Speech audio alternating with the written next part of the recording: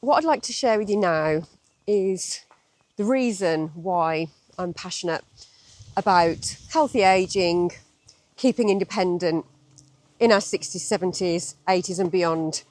Many of you might think, well, why would you want to do that? You're in your 40s. What interests you about that? And I want to just be straight up with you. I lost my mom a couple of years ago. It was in 2023, primarily because of a fall, which I think a lot of it was because she'd lost a lot of her strength and mobility due to COVID, where she gave up her tap dancing and also became ill with cancer, which led to repeated hospital stays. So if you'd have met my mom back in 2021 at the age of 72, she was a healthy, independent lady who enjoyed travelling. As I say, she tap danced twice a week.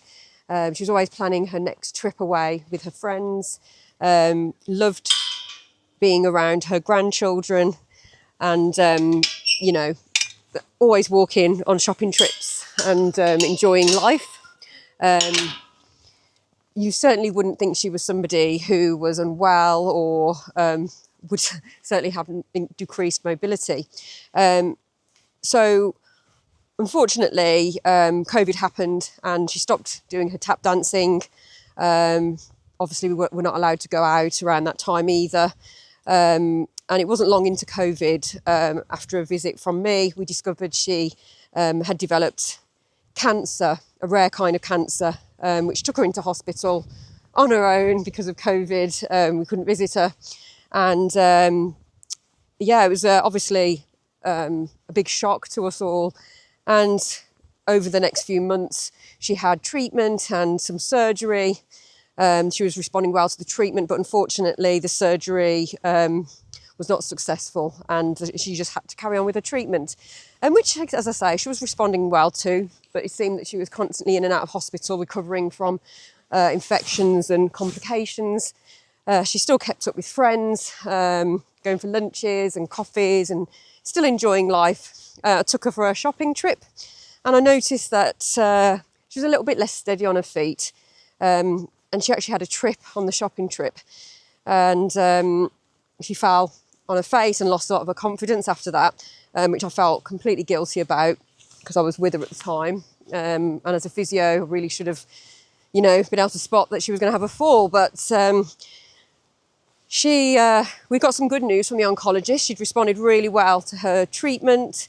And she really, although the surgery wasn't successful, she was in remission with it. And that was really good news. It was just after Christmas of 2023.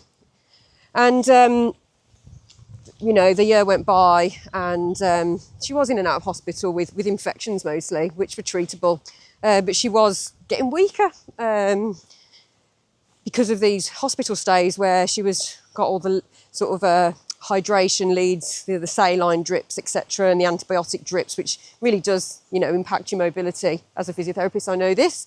We go around hospitals a lot, getting people out of bed, try and keep them mobile during these times. And anyway, it was on the July, she came home after one of her infections, and she had a fall in the bathroom, and it was a catastrophic fall, which led to her being bedbound, unable to use her arms and legs. And the oncologist told us, rather than going to oswestry for rehabilitation because of the injury, they would be withdrawing her treatment, her chemo, and withdrawing all active treatment, they said, and she'd be on end-of-life care, which, as a daughter, was probably the worst thing I've ever had to watch and go through. To watch my mom in a bed, knowing her treatment's being withdrawn. Literally only a few weeks before, she was hopeful that the chemo was working and, had years ahead of her. I will never recover. Weeks later, she died in a hospice, I will never ever recover from it.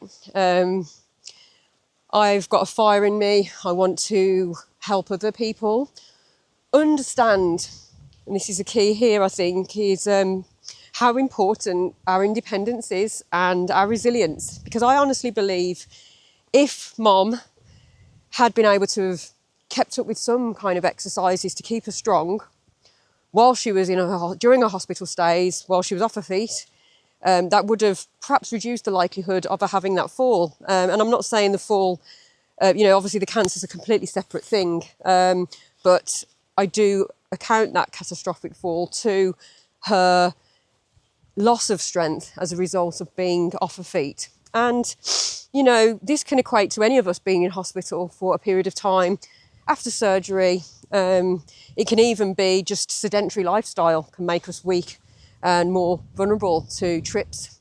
So it's my passion and my goal to help others, educate others, help them understand things they can do to help themselves. So it reduces the likelihood of this happening to anybody else. If I can just reach one person out there, I've done my job.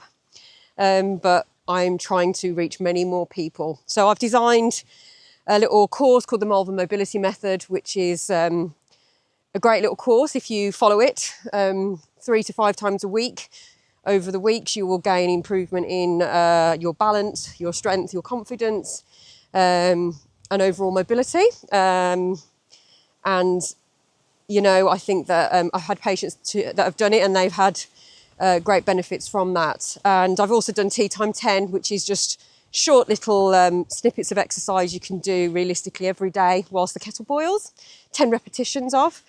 And I'm very passionate about getting people doing these little routines, realistic routines they can do every day, just to help improve their strength, mobility and balance. And you can do it at any age. You can get started. It's never too late to improve your resilience and, make yourself less vulnerable to falls, and also to just, keep independent for as long as possible. Life is to be enjoyed. Life is not to be feared. And if my mum were here today, she'd be saying exactly the same thing. She loved her tap dancing and that really helped her balance. That's my story. That's why I'm passionate about healthy aging. Please do follow me. Subscribe to the channel. I don't really know what that means. But there is a link below if you want to have a look at my course. You get a free printout of Tea Time 10 exercises you can do. You can also find out, there's a tool that it's all free, you can do where you find out your balance confidence age. So do that, it's in the link below. If you want to sign up to the course, I'd love you to. You get a free onboarding call from me. Hope you're all staying healthy out there. And please do click on the links below if you are interested.